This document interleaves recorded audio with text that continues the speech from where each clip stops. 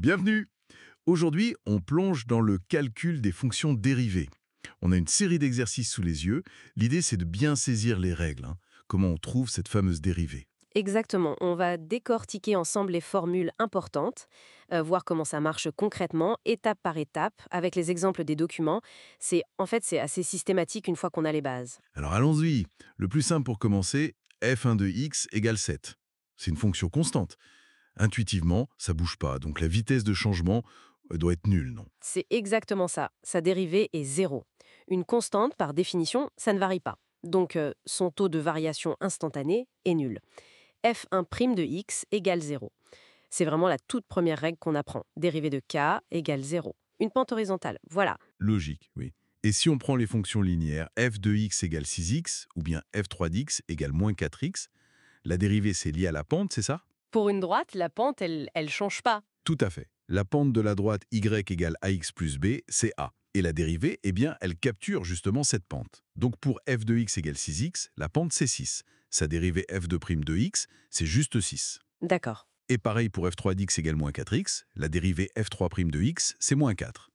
La règle générale, comme le disent les fiches, c'est que la dérivée d'ax, c'est a. Ok, ça marche. Alors, les documents nous disent aussi dérivée de x carré, c'est 2x.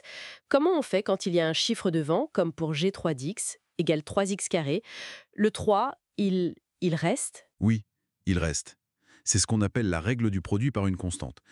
La dérivée de k fois u d'x, c'est k fois u' d'x. Ah, d'accord. Donc ici, k, c'est 3 et u de x, c'est x au carré. Comme la dérivée de x au carré, c'est 2x, ben on obtient g3' de x égale 3 fois la dérivée de x au carré, donc 3 fois 2x, ce qui fait 6x. Je vois. L'explication donnée, remplacer x carré par 2x puis faire la multiplication, c'est une très bonne façon de le voir, oui. C'est direct. Super. Le coefficient, il fait juste suivre le mouvement en gros. Et si on additionne des termes, comme dans h3 de x égale moins 3x carré moins 4x, on fait comment? On dérive chaque morceau? C'est ça. La dérivée d'une somme ou d'une différence, c'est simplement la somme ou la différence des dérivées. La règle, c'est u plus v' égale u' plus v'. On prend chaque terme l'un après l'autre. Ok, Alors pour moins 3x au carré, on vient de voir un cas similaire, ça donne moins 3 fois 2x, donc moins 6x. oui, Et pour moins 4x, on a vu aussi, ça donne moins 4.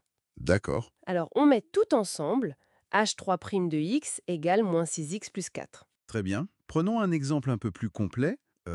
I1 de x égale 7x carré moins 5x plus 3, qui est aussi dans les documents. Si on applique tout ça, On y va, terme par terme. alors, La dérivée de 7x carré, c'est 7 fois 2x, donc 14x. 14x, ok, La dérivée de moins 5x, ça fait moins 5. moins 5, Et la dérivée de moins 3, c'est une constante, donc 0. 0. Voilà, on assemble. I1 de x égale 14x moins 5 plus 0, ce qui donne bien 14x moins 5, comme indiqué. Donc au final, tout repose sur la maîtrise de ces quelques briques.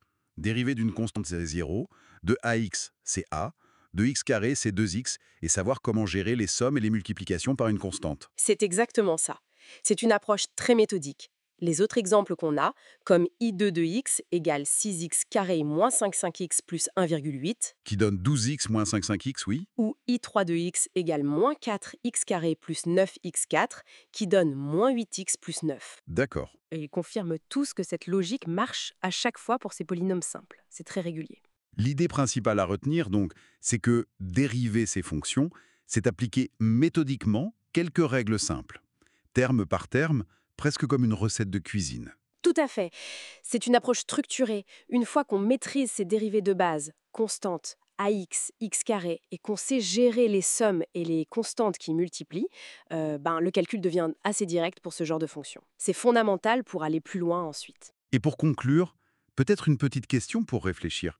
Au-delà de ces calculs, de cette mécanique, comment est-ce que cette notion de dérivée, ce taux de variation instantané, pourrait nous éclairer sur le monde qui nous entoure? Est-ce qu'il y a des phénomènes dont la variation ressemble à ce que décrivent ces fonctions?